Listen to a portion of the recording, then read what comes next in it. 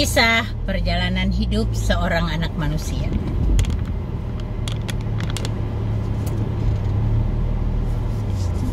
Nah, ngomong-ngomong, aku mau nanya sama kamu nih, Bapak Ibu Saudara. Tuhanmu hidup nggak? Pasti banyak yang nonton video ini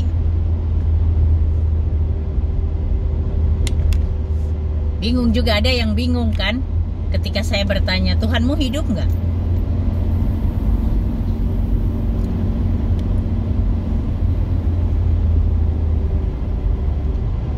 Tuhanku itu hidup.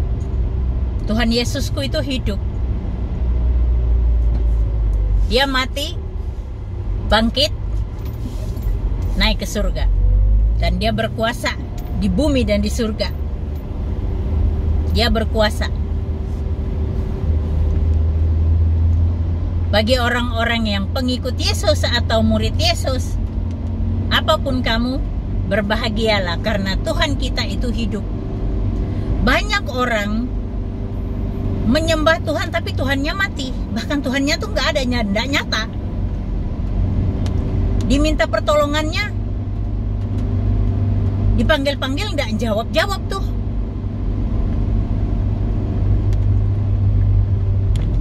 Karena Tuhannya nggak ada.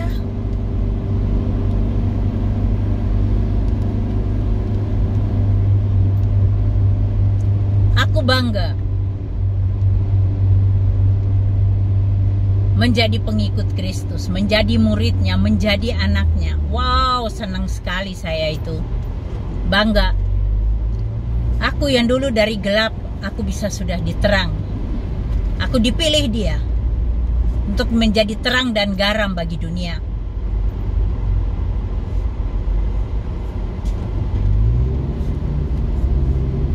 Tidak ada sedikit pun penyesalan di hatiku.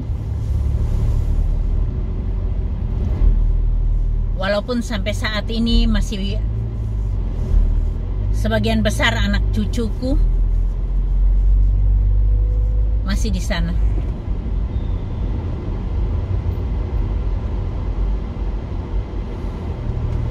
Aku bangga jadi anak Yesus.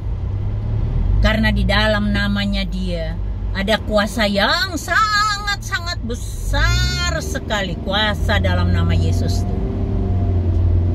Semua makhluk takluk dalam namanya. Wow, keren banget kan Tuhan Yesus tuh. Semua makhluk takluk dalam namanya. Mau iblis, setan, apapun juga takluk dalam nama Yesus. Apalagi cuma yang namanya genderuwo, pocong, si cewek gombel kah, siapa setan nenek moyang siapa, takluk dalam nama Yesus.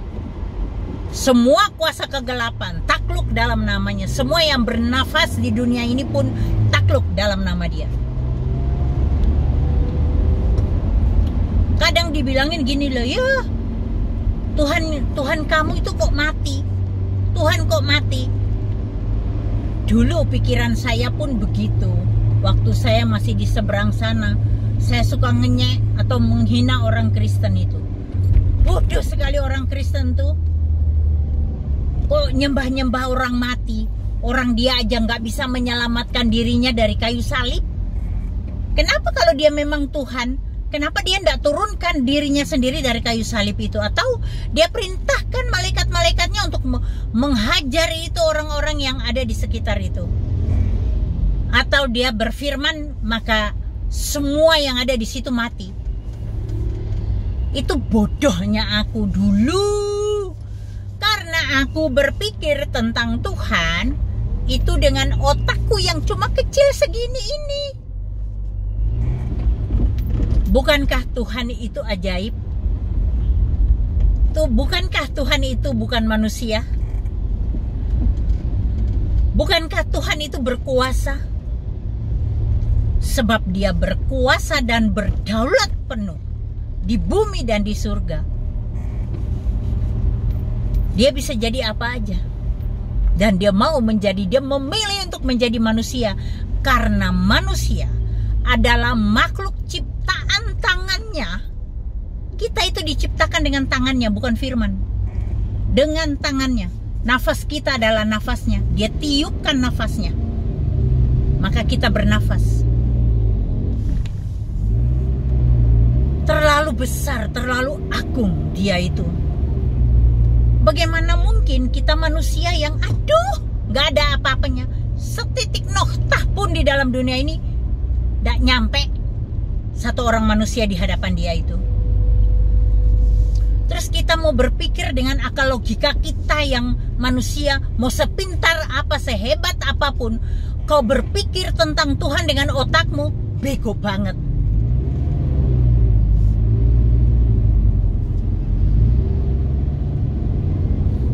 Kadang saya suka tertawa itu kalau dengar Nandar si bego itu kalau ngomong. Kau nanti tunggu waktu akhir. Kau akan menangis, tidak ada ampunan lagi bagimu. Kalau memang dia itu manusia biasa, hanya nabi biasa, kenapa dia yang justru datang nanti untuk menjadi hakim yang adil di antara manusia? Kenapa mesti dia? Kenapa bukan orang nabi yang lain? Kalau dia hanya manusia biasa. Saya bolak-balik ngomong tentang ini loh. Jangan kamu pikirkan tentang Tuhan dengan akal pikiranmu. Jangan tolol.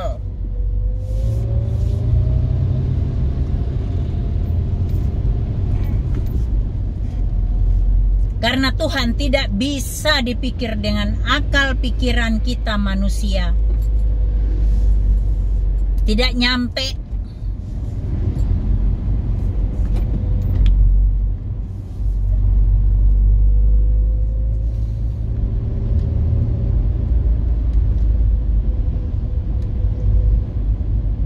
Sok-sokan berdebat-debat. Makanya saya kenapa nggak suka berdebat. Tuhan yang aku percaya itu tidak bisa diperdebatkan. Firmannya itu ya dan amin. Tidak ada yang bisa membantah. Terus mau ngapain? Coba. Walaupun pedang di leherku, aku tetap bilang Yesus Kristus adalah Tuhan. Dialah juru selamat umat manusia. Bukan datang cuma menyelamatkan aku toh, tidak. Tapi kamu juga yang tidak percaya pada dia.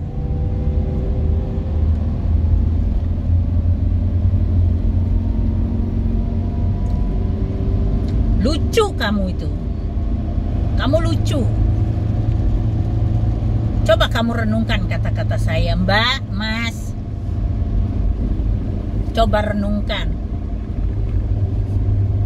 Bisakah Tuhan itu dipikir dan dianalogikan sebagai manusia? Manusia biasa yang tidak punya kuasa apa-apa. Ya taruhlah paling kalau punya kuasa sebagai nabi lah.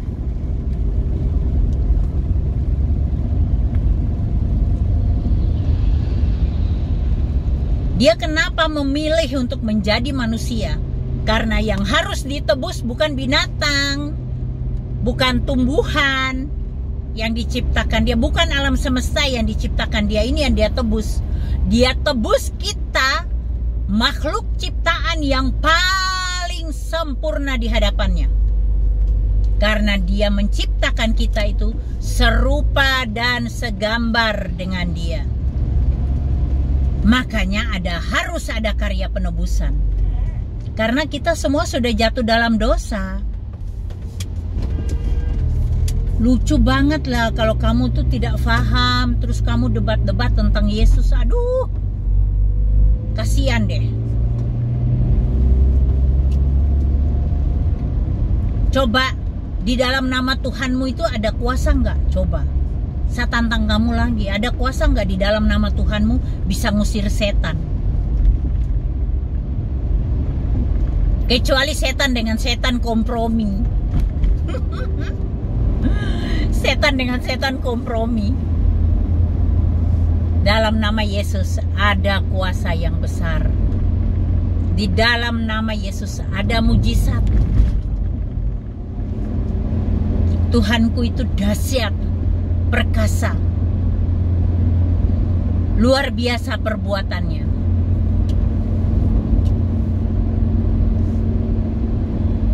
Tuhanku itu hidup. Bagaimana dengan Tuhanmu?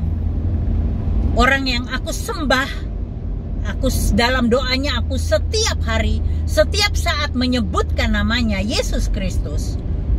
Dia tuh hidup. Nah, saya tanya kamu, Tuhanmu atau siapamu pun yang kamu sebut namanya setiap hari, ada kuasanya nggak dalam namanya?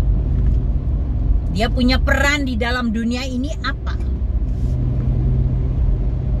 Kalau Yesus, sebelum dia lahir ya, semua kitab yang sebelum ada Injil, semua kitab itu bernubuat tentang kedatangan Yesus Kristus sebagai penebus umat manusia. Itu sudah dinubuatkan di Taurat, di Zabur, di mana lagi? Ayo. Semuanya kitab-kitab yang dulu-dulunya sebelum Injil itu menubuatkan tentang kedatangan Mesias, sang penebus dosa umat manusia. Keren Tuhanku itu. Tuhanku tidak perlu diperdebatkan. Tidak perlu diperdebatkan. Ngapain memperdebatkan Tuhan Yesus? Kasihan deh lo. Tuhanku itu dahsyat perbuatannya. Mungkin buat kamu yang pengen didoain, mungkin dalam kondisi sakit, atau kamu saat ini sedang bimbang, kamu butuh konseling. Aku tidak minta kamu pindah agama. Aku tidak akan pernah minta kamu pindah agama itu, kecuali atas kehendakmu sendiri. Tapi saya cuma memohon sama kamu, percaya Yesus, terima dia sebagai Tuhan dan Juru Selamatmu secara pribadi, maka hidupmu akan diselamatkan. Percayalah. Dan mungkin saat ini kamu yang menjual Yesus Kristus, yang sudah menjual dia untuk mendapatkan pasangan hidupmu yang mungkin punya jabatan, punya kekayaan, punya kuasa, yang kamu cinta setengah mati, bertobatlah. Tangannya selalu terbuka di hadapanmu menanti pertobatanmu. Kamu bisa hubungi saya di 081225198945. Saya ulang lagi, 081225198945. Atau mungkin kamu yang sedang galau, sudah meninggalkan Yesus, tapi kamu rasanya berat sekali untuk kembali, butuh pertolongan, bisa hubungi saya. Saya akan membantu kamu. Dan saya tidak akan share tentang kamu. Pertobatanmu biarlah Tuhan dan kamu yang tahu. Oke, Bapak Ibu Saudara, jumpa lagi di versi yang berbeda dari cerita kisah perjalanan hidup seorang anak manusia.